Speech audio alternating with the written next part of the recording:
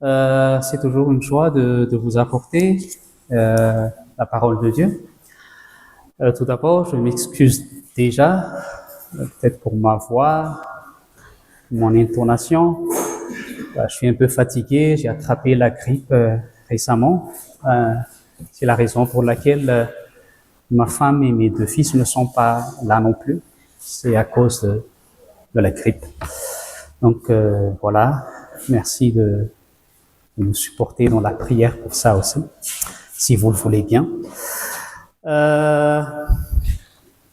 Aujourd'hui, j'aimerais partager avec vous un message à partir d'un livre prophétique de l'Ancien Testament. Il s'agit du livre du prophète Agé. Je ne sais pas si vous avez déjà lu ce livre-là. Dans les livres prophétiques, on dit souvent les petits prophètes. On ne sait pas qu'ils sont petits, mais ce sont leurs messages qui sont... Le livre, c'est un peu court par rapport à Ésaïe, Jérémie et Ézéchiel, par exemple. Et avant même que nous lisons ensemble le texte de base de ce message, je pense qu'il est indispensable de vous exposer un peu le contexte général du livre du prophète Agé, et notamment ce qui l'a amené à écrire le premier chapitre de son livre. Le livre d'Agé se situe après le retour des Juifs de la captivité à Babylone. La conquête de Juda et la destruction de Jérusalem a eu lieu en 586 avant Jésus-Christ. Le royaume du Sud, c'est-à-dire le royaume de Juda, a été déporté en captivité pendant 70 ans à Babylone. Au cours de cette période, les Mèdes et les Perses étaient devenus la puissance mondiale après avoir conquis l'empire babylonien aux alentours de 539 avant Jésus-Christ. Les Mèdes et les Perses étaient plus cordiaux envers les autres nations et le roi Cyrus avait accordé au peuple de Dieu de retourner à Jérusalem pour rebâtir le temple. En l'an 538 avant Jésus-Christ, Cyrus, roi de Perse, proclama que les Juifs retournent dans leur pays pour rebâtir le temple de l'Éternel. C'est important de comprendre cet appel à retourner dans le pays, que cela venait avec l'ordre de rebâtir le temple de Dieu. Dans 2 Chroniques, chapitre 36, verset 23, nous lisons ceci. Ainsi parle Cyrus, roi de Perse. L'Éternel, le Dieu des cieux, m'a donné tous les royaumes de la terre et il m'a commandé de lui bâtir une maison à Jérusalem en Juda. Qui d'entre vous est de son peuple? Que l'Éternel, son Dieu, soit avec lui et qu'il monte. Après donc avoir amassé les matériaux, les travaux de la construction du temple commencèrent la 2e année de leur arrivée à Jérusalem. Cependant, alors que les travaux de la construction du temple avançaient, certains peuples étrangers ont nui aux travaux de construction du temple et ont finalement provoqué l'interruption des travaux. Nous pouvons lire cela dans le livre d'Esdras, au chapitre 4, du verset 4 au verset 5. Les travaux cessèrent pendant environ 15 ans. Les travaux de la construction du temple ont cessé pendant environ 15 ans. Le peuple se montre négligent dans cette affaire. Bien des Juifs se servent de leurs ressources pour s'édifier de belles maisons et pour les décorer, alors que la maison de l'Éternel est inachevée. Ils agissent de manière égoïste et indifférent aux intérêts de Dieu. Alors, leurs récoltes deviennent très médiocres. La bénédiction du Seigneur manque sur tout leur travail. Aussi, le prophète, c'est-à-dire Agé, les avertit que cette malédiction est consécutive au déplaisir de Dieu parce que sa maison est délaissée. Si après toutes ces années que l'Éternel adressa la parole à son peuple pour les enjoindre de reprendre les travaux de la construction du temple, et c'est par la bouche du prophète Agé que Dieu parla à son peuple en ce sens. Voilà un tout petit peu le contexte du livre du prophète Agé et surtout dans le chapitre 1er. Maintenant, je vous invite à ouvrir vos Bibles. Vous pouvez suivre également sur la projection et nous allons lire ensemble le livre d'Agé au chapitre 1er à partir du verset 1er jusqu'au verset 15.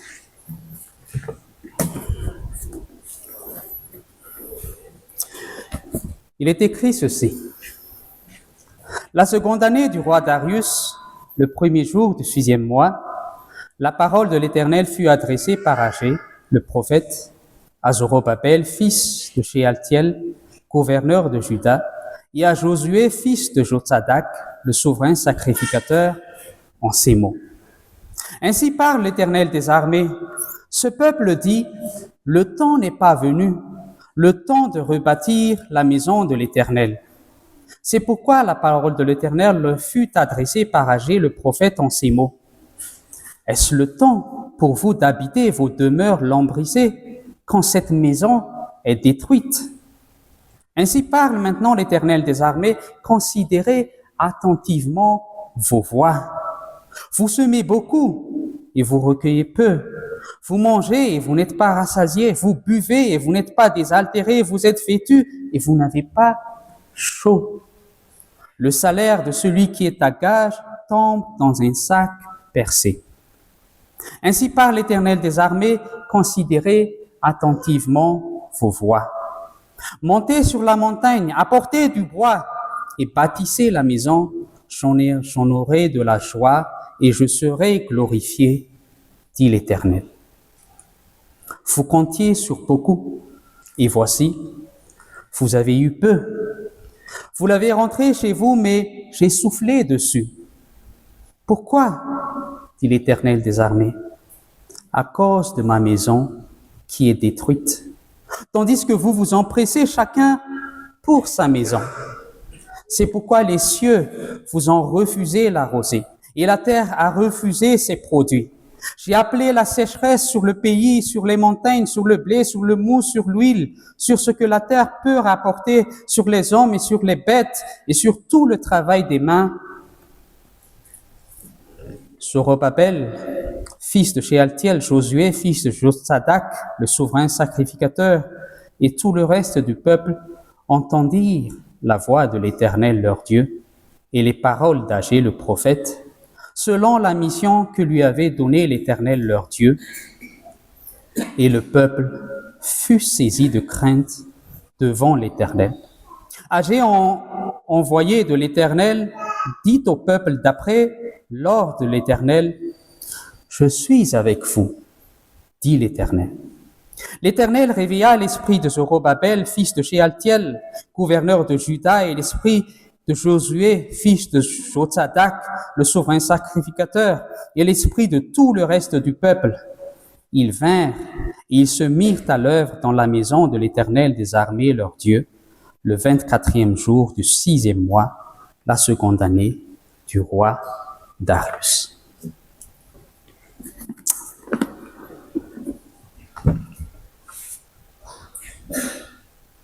Frères et sœurs,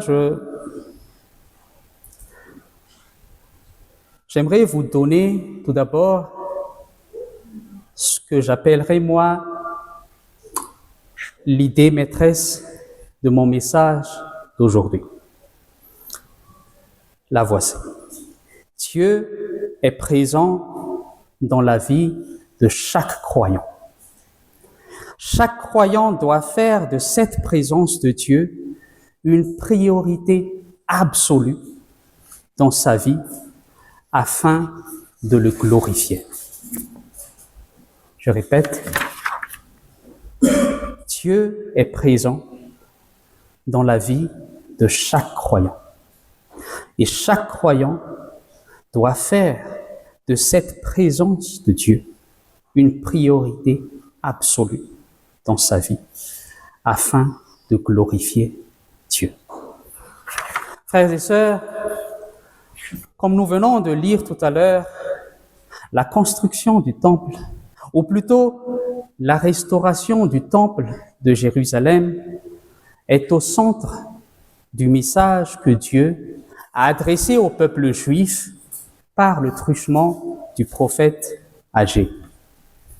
Alors, je me pose déjà la question, pourquoi est-ce si important pour Dieu à ce que le temple soit rebâti?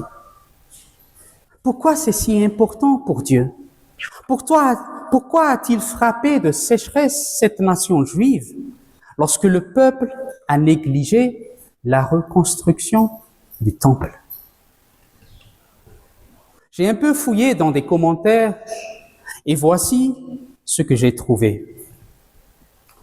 Dans son deuxième message au peuple, Agé annonce clairement la raison pour laquelle le temple devait être reconstruit. C'était en vue de la venue du Messie. Oui, le temple devait être reconstruit car bientôt, selon Agé chapitre 2 verset 7, l'objet du désir de toutes les nations viendra et je remplirai cette maison de gloire, dit l'Éternel des armées. Voilà quelle était la volonté de Dieu pour son peuple Israël, rebâtir le temple, car bientôt le Messie, le Christ, devait venir. Et je pense que nous pouvons tous être d'accord avec ce point de vue. Mais j'aimerais tout de même vous partager un autre point de vue. Toujours dans l'Ancien Testament, le temple était un lieu où se tenait le culte des Israélites. On peut lire cela dans 2 Chroniques, chapitre 7, verset 12. L'Éternel apparut à Salomon pendant la nuit et lui dit « J'exauce ta prière et je choisis ce lieu comme la maison où l'on devra m'offrir des sacrifices. » Le temple était donc un lieu de culte pour les Juifs. Le temple était aussi un lieu où les enfants d'Israël priaient, car il est écrit dans Ésaïe chapitre 56 verset 7, « Je les amènerai sur ma montagne sainte et je les réjouirai dans ma maison de prière, dans ma maison de prière. Leurs holocaustes et leurs sacrifices sont agréés sur mon autel, car ma maison sera appelée une maison de prière pour tous les peuples. » Le temple était un lieu de culte et le temple était un lieu de prière. À part ça, la Bible affirme également que le temple fut un lieu où la loi a été toujours lue au peuple. Par exemple, avant même que le temple fût bâti, Moïse a déjà donné cet ordre que nous trouvons dans le livre du Deutéronome, chapitre 31, versets 10 et 11.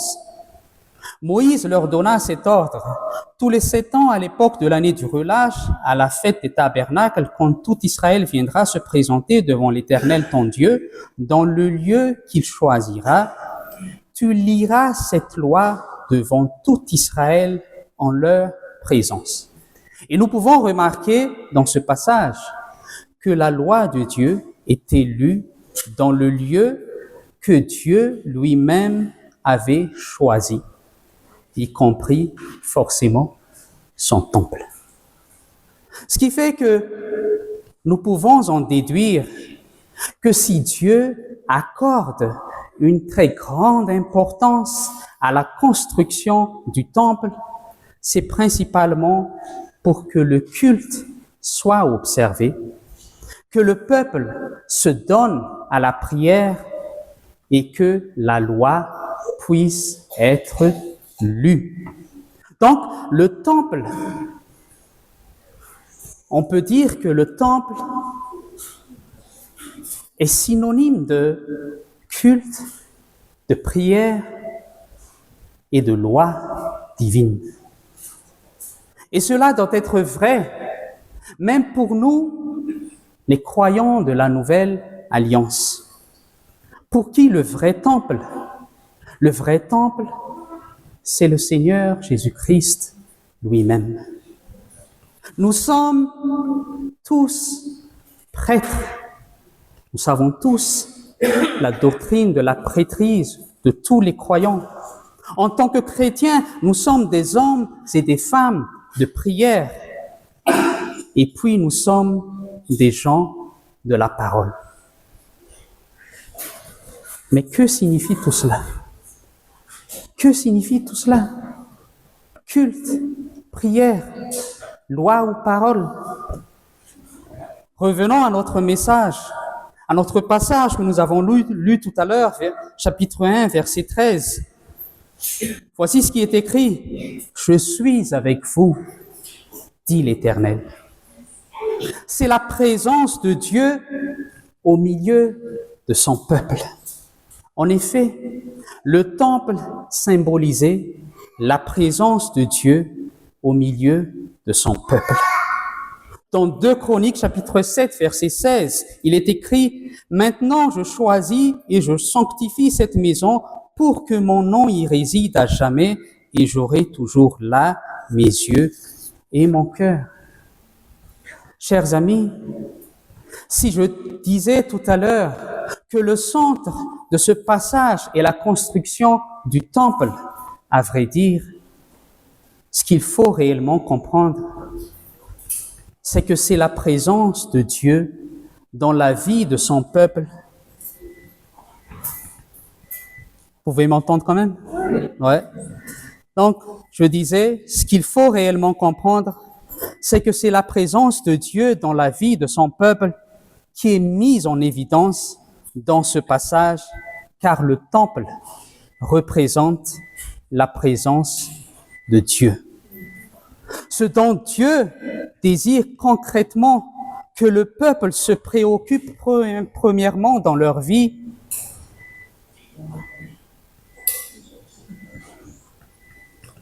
ce dont Dieu désire concrètement que le peuple se préoccupe premièrement dans leur vie, c'est donc de sa présence parmi eux. Et il ne s'agit aucunement d'une présence abstraite, mais d'une présence réelle et concrète. C'est une présence dans la vie quotidienne, du peuple. C'est une présence réelle, une présence concrète. C'est de ça dont le texte nous parle. Voyez le verset 6, chapitre 1, verset 6. On attend un peu le...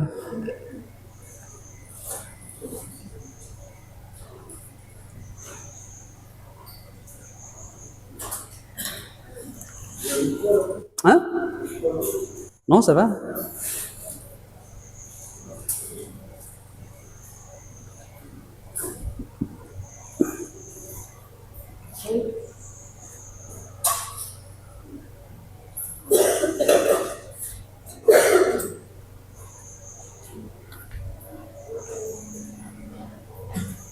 C'est pas grave, je dis la référence. D'accord. Ok. Bon, je continue. Je vais vous le lire. C'est toujours le livre d'Agée au chapitre 1, mais au verset 6. Il est écrit ceci. Nous l'avons lu tout à l'heure. Vous semez beaucoup et vous recueillez peu. Vous mangez et vous n'êtes pas rassasiés. Vous buvez et vous n'êtes pas désaltérés. Vous êtes vêtus et vous n'avez pas chaud. Le salaire de celui qui est à gage tombe dans un sac percé. Bien sûr, Il est ici question de la manifestation, je dirais une manifestation négative de la présence divine, puisque le peuple s'est préoccupé de leur confort personnel au détriment de leur relation avec Dieu. Mais manger, semer, boire, se vêtir, percevoir son salaire, tout cela est dit dans le verset 6 que nous avons lu tout à l'heure. Mais n'est-ce pas notre quotidien? Notre quotidien est fait de tout ça. Semer, boire, manger, vêtir, percevoir le salaire, c'est notre quotidien. Puis au verset 5, il dit ceci: considérez attentivement vos voies. J'aime bien la traduction du semeur pour ce verset. Je vais vous le lire. Il est écrit: réfléchissez à ce qui vous arrive. Réfléchissez à ce qui vous arrive. C'est quelque chose qui se passe réellement dans notre quotidien. Ce qui vous arrive, ce qui vous arrive. Il est arrivé quelque chose dans la vie de ce peuple juif qui s'est préoccupé de leur confort personnel. Il s'est passé quelque chose. Nous l'avons lu tout à l'heure au verset 6. Et je me suis dit, frères et sœurs, que si le fait de remettre la présence de Dieu en marge de notre priorité entraîne des effets négatifs dans notre quotidien, alors, à combien plus forte raison, le fait de faire le royaume de Dieu notre priorité ne constitue-t-il pas une louange pour Dieu? Je répète, si le fait de remettre la présence de Dieu en marge de notre priorité entraîne des effets négatifs dans notre quotidien, comme nous l'avons lu tout à l'heure dans le verset 6, alors, à combien plus forte raison, le fait de faire le royaume de Dieu notre priorité ne constitue-t-il pas une louange pour Dieu? Dieu lui-même dit au verset 8, Agé chapitre 1er, verset 8, « Montez sur la montagne, apportez du bois et bâtissez la maison. J'en aurai de la joie et je serai glorifié. » Bâtissez la maison, faites de la présence de Dieu votre priorité et Dieu en éprouvera de la joie et Dieu en sera glorifié. Vous voyez l'importance de faire de la présence de Dieu la priorité dans notre vie, parce que Dieu en éprouve de la joie et Dieu en est glorifié. Chers amis, je ne pense pas que le fait de glorifier Dieu dans notre vie se limite tout simplement à la prière et à la lecture de la Bible quotidiennement. C'est important de prier, c'est important de lire notre Bible quotidiennement.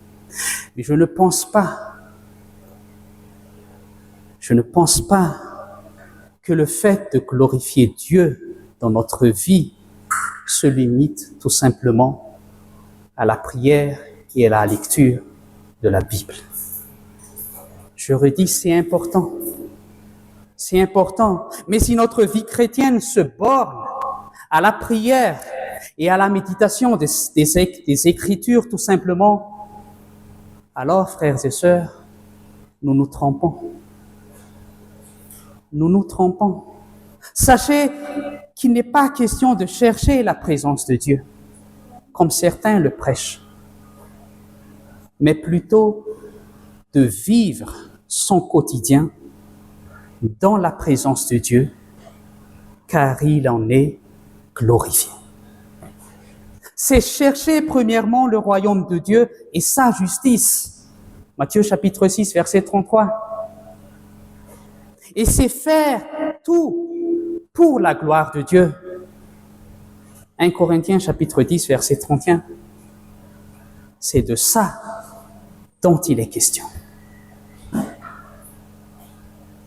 Et remarquez, chers amis, dans le passage que nous avons lu tout à l'heure, qu'avant même que le peuple juif entamait les travaux de reconstruction du temple, décrit au verset 14, il se passait quelque chose d'important après que le peuple eut entendu la parole de Dieu. C'est au verset 12. Agée, chapitre 1er, verset 12, il est écrit ceci, « Et le peuple fut saisi de crainte devant l'Éternel. » Dans le NASB, le New American Standard Bible, cette phrase est traduite comme suit, que j'aime bien. « And the people showed reverence for the Lord. » Il s'agit d'une crainte révérentielle. Une crainte révérentielle. Le peuple fut saisi d'une crainte révérentielle envers Dieu pour ériger le temple et donc faire de la présence de Dieu leur priorité pour que Dieu soit glorifié. Cette crainte révérentielle, c'est ce qui va les pousser à vivre selon la volonté de Dieu et à lui demeurer fidèles pour vaquer entièrement à leur vie spirituelle. Ils vont pouvoir obéir à ce commandement de Dieu qui se trouve par exemple dans Deutéronome chapitre 10 verset 12 qui dit ceci, « Maintenant Israël, que demande de toi l'Éternel ton Dieu, si ce n'est que tu craignes l'Éternel ton Dieu ?» La crainte révérentielle, afin de marcher dans toutes ses voies, d'aimer et de servir l'Éternel ton Dieu de tout ton cœur et de toute ton âme. Chers amis, Dieu nous a toujours demandé d'être remplis d'une crainte révérentielle envers lui.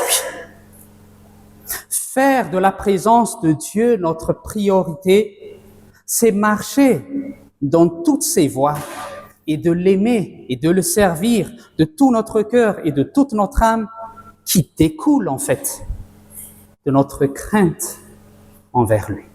Cette crainte révérentielle envers lui. C'est ça l'épicentre de toute la loi. C'est ça l'épicentre de toute la loi. Cette loi qui atteint sa plénitude dans l'amour qui se révèle pleinement en Jésus-Christ. Et ça, je pense que nous le savons tous. Nous le savons tous. Le cœur de la loi, chers amis, le cœur de la loi, c'est la personne de Jésus-Christ. C'est Jésus-Christ. Alors, tout cela signifie quoi? Cela signifie tout simplement que si nous voulons faire de la présence de Dieu notre priorité dans notre quotidien, alors il nous faut absolument croître dans la connaissance de notre Seigneur Jésus-Christ. Nous lisons ceci dans Jean chapitre 14, verset 21. « Celui qui a mes commandements et qui les garde, c'est celui qui m'aime, et celui qui m'aime sera aimé de mon Père, je l'aimerai, et je me ferai connaître à lui. » Chers amis, il ne s'agit pas uniquement d'être rempli d'une connaissance purement théorique, quoique cela paraisse indispensable pour tout croyant. Mais cela va plus loin. Cela va plus loin.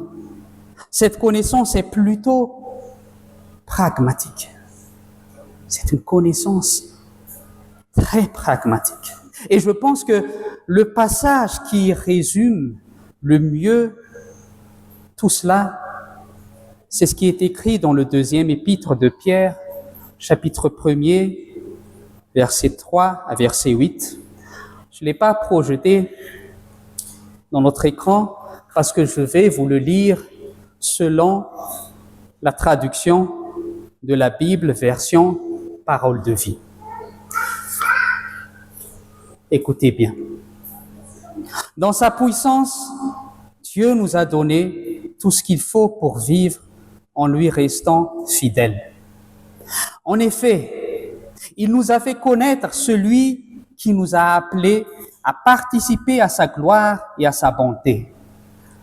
Par cette gloire et cette puissance, Dieu nous a donné des promesses très grandes et précieuses. Alors, en recevant ce qu'il a promis, vous pourrez sortir de ce monde pourri par des désirs mauvais et vous pourrez être unis avec Dieu lui-même. C'est pourquoi faites tous les efforts que vous pouvez pour croire et en même temps pour mener une vie honnête. Menez une vie honnête et en même temps apprenez à connaître ce que Dieu veut. Connaissez ce que Dieu veut et en même temps soyez maître de vous-même. Soyez maître de vous-même et en même temps soyez patient. Soyez patient et en même temps fidèle à Dieu. Soyez fidèle à Dieu et en même temps ayez de l'amitié pour vos frères et sœurs chrétiens. Ayez de l'amitié pour eux et aussi de l'amour. Voilà les qualités que vous devez posséder. Et si vous les possédez en abondance, vous serez actifs et vous serez capables de mieux connaître notre Seigneur Jésus-Christ. Ça, c'est la traduction de la Bible, Parole de vie, de 2 Pierre, chapitre 1er, versets 3 à 8. Et vous savez, le titre qu'a donné la Bible, Parole de vie, à ce passage que je viens de vous lire, les qualités chrétiennes. Les qualités chrétiennes. Parce que vivre dans la présence de Dieu pour le glorifier, c'est aussi posséder et vivre ces qualités chrétiennes. Vivre quotidiennement ces qualités chrétiennes. Une vie honnête. Qu'est-ce qui a été dit aussi? La patience, la maîtrise de soi, la fidélité, l'amour pour les frères et sœurs. Tout à l'heure, nous avons vu dans le livre d'Agée, au verset 6, le chapitre 1er, qu'il a été question de manger, de boire, de semer, de se vêtir. Et comme je vous ai dit tout à l'heure, c'est notre quotidien. Mais ce que Pierre nous rappelle aussi, ici aussi, c'est notre quotidien. Nous sommes appelés à vivre une vie honnête dans notre quotidien. Nous sommes appelés à éprouver de l'amour pour les frères et sœurs dans notre quotidien. Nous sommes appelés à être patients dans notre quotidien. Chers amis, la question que je me pose, c'est ceci. Dieu est-il vraiment présent dans notre vie? Ou plutôt, pour la reformuler autrement, je dirais, vivre dans la présence de Dieu constitue-t-il la plus haute priorité de notre quotidien? Chers amis, ce n'est pas anodin. Ce n'est vraiment pas anodin si Jésus est appelé Emmanuel, Dieu avec nous. Ce n'est pas anodin. La présence de Dieu dans nos vies, c'est Jésus en nous. C'est ça la présence de Dieu. C'est pour cela que l'apôtre Pierre a écrit que dans sa puissance, Dieu nous a donné tout ce qu'il faut pour vivre en lui, restant fidèle, tout ce qu'il faut. En effet, il nous a fait connaître celui qui nous a appelés à participer à sa gloire et à sa bonté. Chers amis, il nous a tout donné en Christ pour vivre afin de le glorifier. Sommes-nous disposés à connaître de mieux en mieux notre Sauveur Jésus-Christ? C'est ce qui glorifie notre Père céleste. C'est pour cela que je vous ai dit que la prière et la lecture de la Bible sont bien. Ça fait partie de la vie chrétienne. Mais si elle reste une activité religieuse, alors elle ne témoigne en rien de la présence réelle de Dieu dans notre vie. Ça reste une activité purement religieuse. Ce dont nous avons réellement besoin, c'est Jésus. C'est Jésus que nous avons besoin. Demeurons en Christ.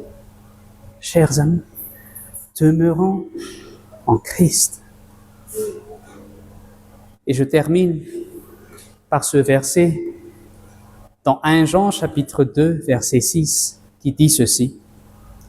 Celui qui dit qu'il demeure en lui doit marcher aussi comme il a marché lui-même.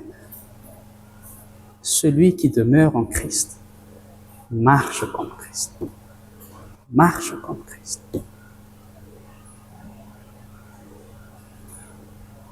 Nous sommes appelés à ça, chers amis. Nous sommes appelés à marcher comme Christ lui-même a marché. C'est ça qui glorifie Dieu. C'est ça qui glorifie notre Seigneur. Amen. Amen.